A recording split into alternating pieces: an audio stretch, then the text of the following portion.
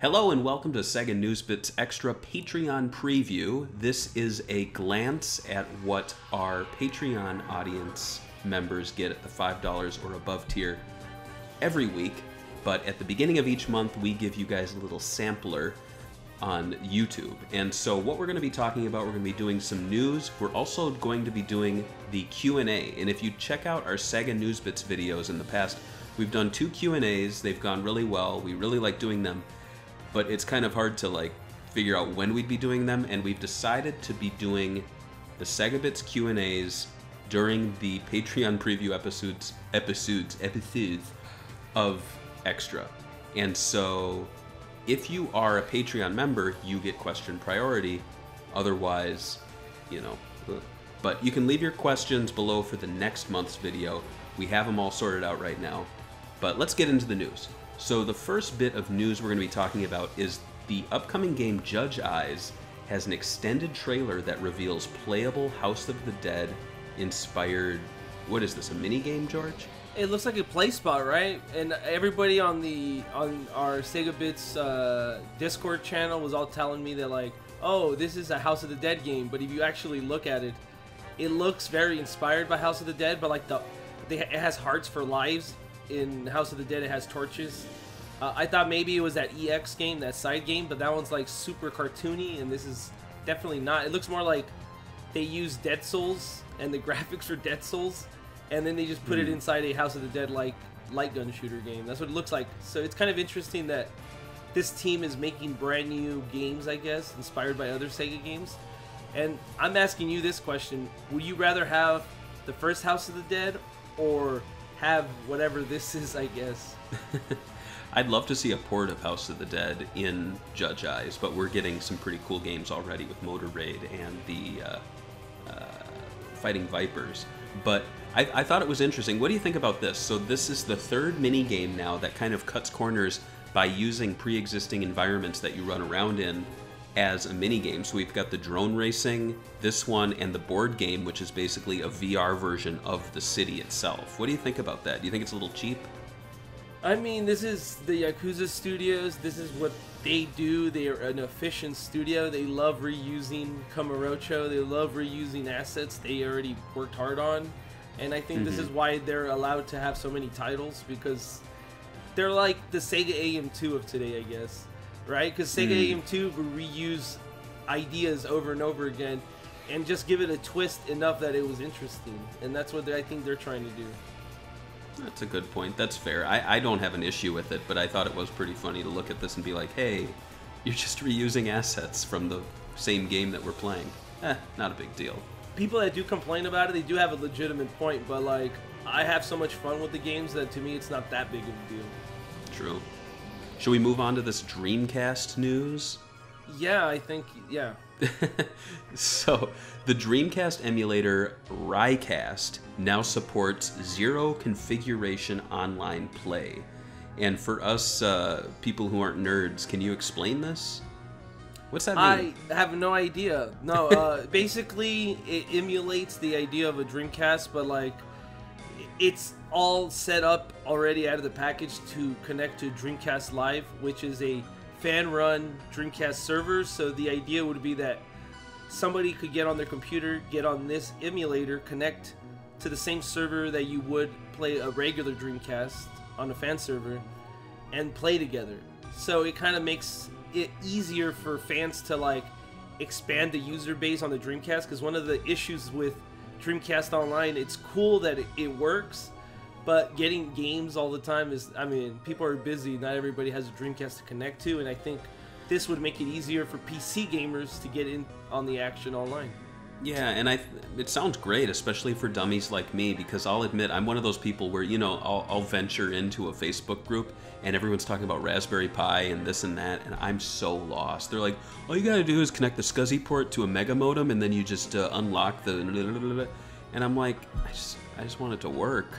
I don't know what to do. Yeah, I think that's a lot of people, and it's pretty cool that they announced this. They say this is the first time a Dreamcast emulator was zero configuration, and right out of the box. This is the newest update for it by the team. What is it? Libretro. Libretro? Is that how you say it? I don't know. Libra.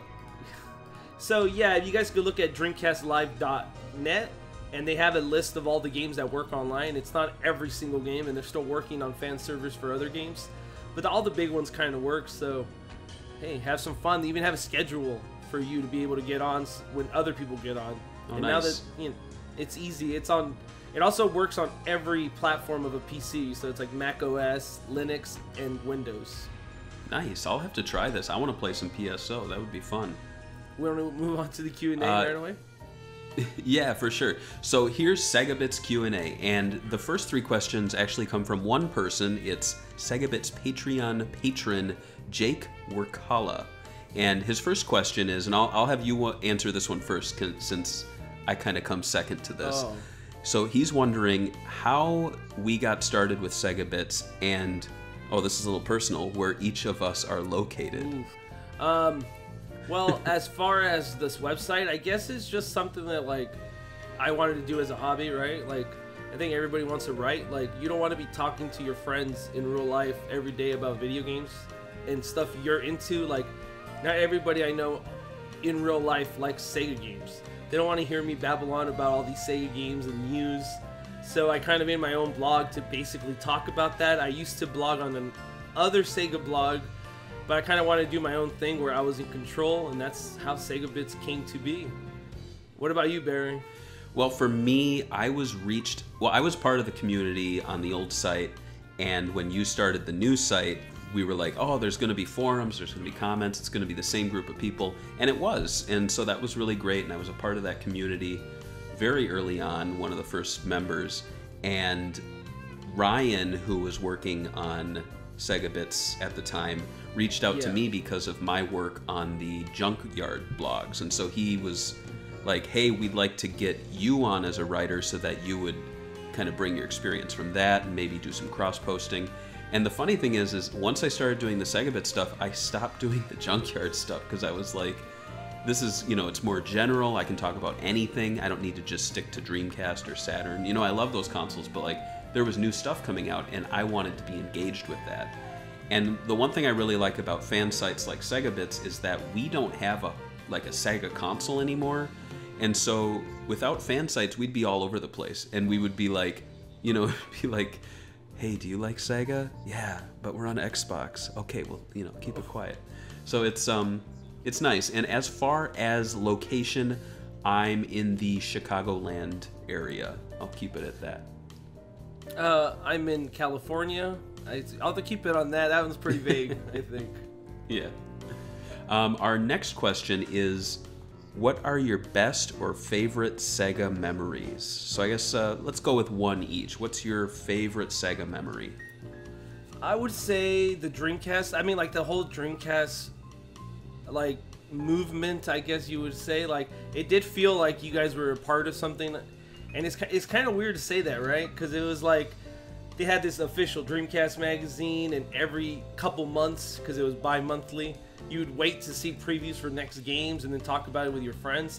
I think that was probably my favorite memories, like waiting for Shenmue to come out, because every time they would delay it, it was like one of those games, right, that it was supposed to rocket the Dreamcast to the forefront, and it was like the most advertised game of all time. That era time, that was the best moment, I think, to be a Sega fan. What about you, Barry? I usually fall back on playing the Genesis, in like 91 for the first time. But honestly, I'd have to go with the Dreamcast, but specifically playing Phantasy Star Online, because I was going into high school at the time, so I was feeling more like an adult who was making his own decisions.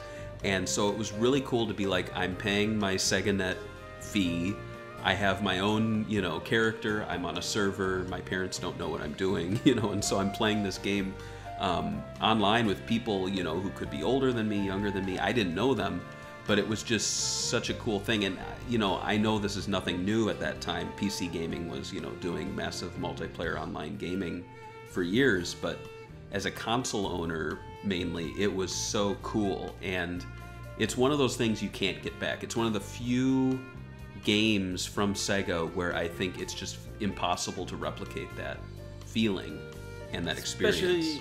Yeah, because it was like in a time period where a lot of people that didn't really have a lot of experience with PC gaming, because PC gaming was very expensive even back then.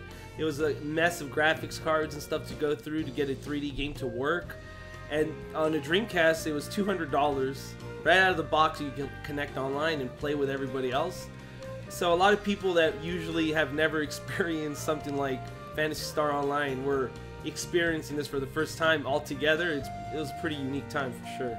Yeah, and you know, like our news story there, you can play online now, but now it's more of maybe a gimmick or a nostalgia thing. Like back then, we didn't know what was coming next in the game, so it wasn't like, oh, Forest 2 is coming up. Like there was this sense of discovery, and I think also we weren't worrying about the limitations like we would now. Like, you know, you play PSO now and you think of what would be possible, but it's you know, it's like PSO 2's out and you're like, man, I wish I could jump and like run all over the place and like climb up that thing. But you know, it's a very limiting game, but at the time it was amazing. And I'm still sad that Sega has never revived the whole notion of people from all corners of the world playing together, you know?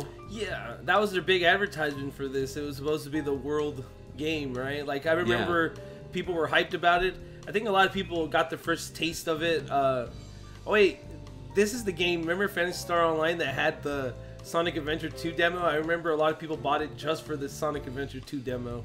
Yeah. And it's kind of crazy though, because it's like, I think Sonic Adventure actually made it sell a lot. And it's crazy because it was also at the time where the Sonic hype was kind of returning, because he was reborn in the Sonic Adventure, and it was received really well. So it was a pretty crazy time. Mm-hmm. For sure. Next question. Do you think Sega has enough IPs to make their own Smash Brothers style fighter?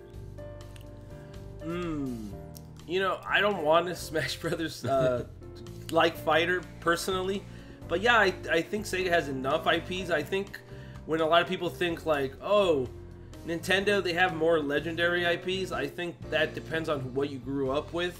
I do agree that they're more, what can I say? They have lesser IPs than Sega, and they treat them well. Like they give them new games every so often.